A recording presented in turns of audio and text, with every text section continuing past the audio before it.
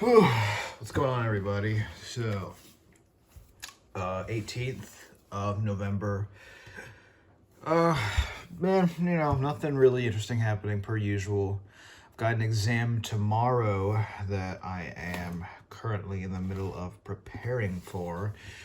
But we're taking a break at about 5:20 in the afternoon to hit the gym. We've got ourselves a leg day today. Last time I hit this day, I remember we were in a time crunch, so I couldn't record all the exercises.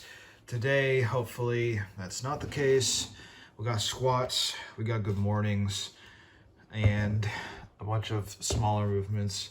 The good mornings, I'm still kind of on the fence as to what weight I should be using. I'm not really sure what is a good weight for these. So, to be honest, I'd rather do RDLs, man. Have we done any RDLs on this program? Do we even have RDLs programmed? Like in general? So no, we do not have RDLs on this program, which I would much rather do instead of good mornings. Not only do I think RDLs have more carryover, they're just a more comfortable exercise, in my opinion. Sorry, how rude of me. We are taking Bubblicious Legend today. Creatine. Forgot to take it again this morning. So, take it right now.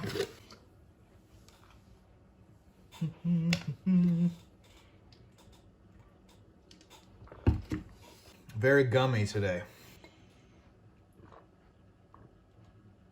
May as well just finish the rest of it. Down the hatch we went. Off to the gym we go. What's going on, everybody? Week 4, day 3, coming at you with some squats. This is 75% for 3 sets of 6. Mini update, I reached out to Jeff Nippard on Instagram and he DM'd me back. I guess my 43 follower account was enough to get a response.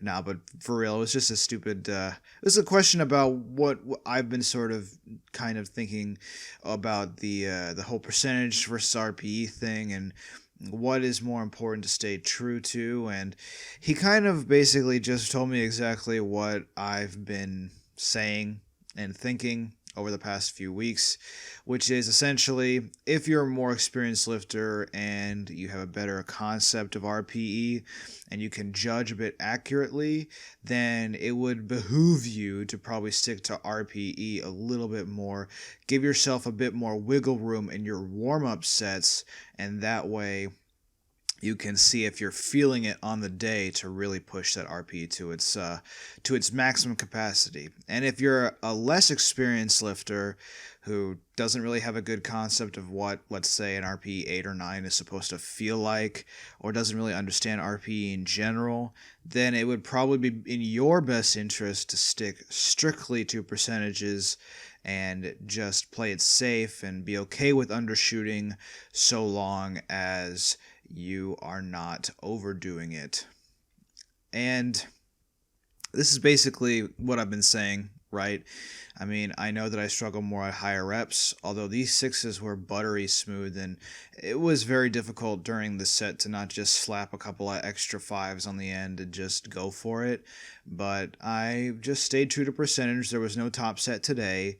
And I got a couple of questions about RPE in my comments section, but it's a concept that I feel is kind of straightforward, but also I'm looking at it from the perspective of understanding it and reading about it for probably the better part of a year now, and sometimes it's easy to forget what people don't know if you've spent a long time in the sphere of knowledge. So just keep that in mind, especially when you're trying to teach somebody. That's something that I need to remember.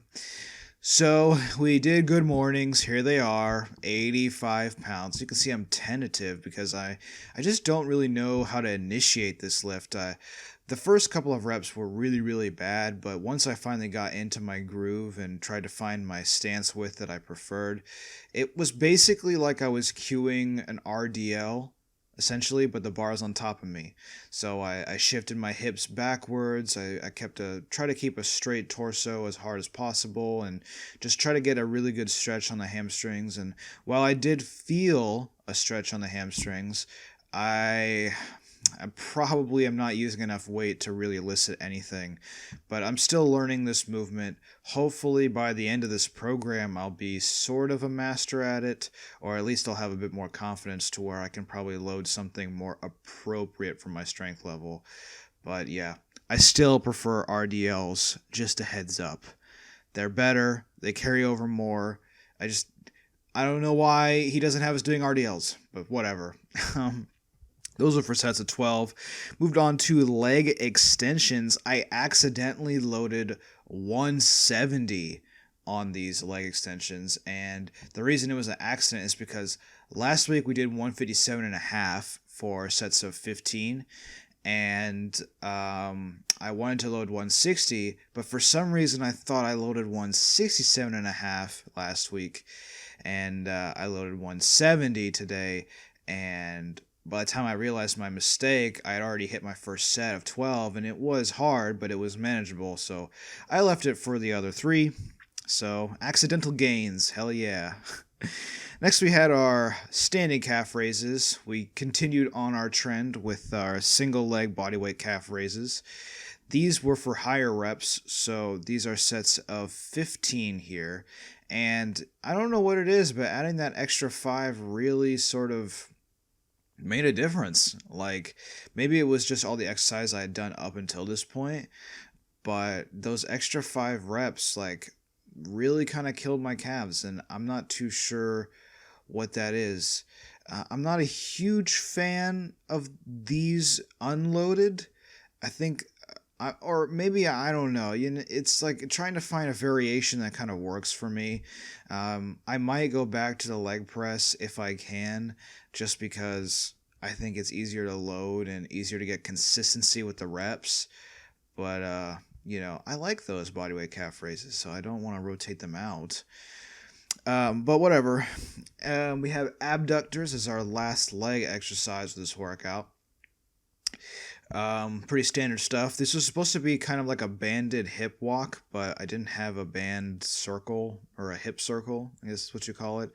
And the gym ones are just too small for me. I could barely get them around it. So we used the machine, 120 for 3 sets of 15. Pretty high RPE, trying to find that mind-muscle connection. And finally, we finished off with another episode of Fat Man Tries to Do Ab Work. These are V sit-ups, or at least I'm attempting V sit-ups here. Again, looking like a flailing fish out of water. Just kind of atrocious looking, but hopefully these will help me get my chiseled abs that I've always wanted, right? Because that's definitely how it works, right? Well, not too sure what these are going to do for me, but what I do know is that it's the end of the workout, and thank you for watching.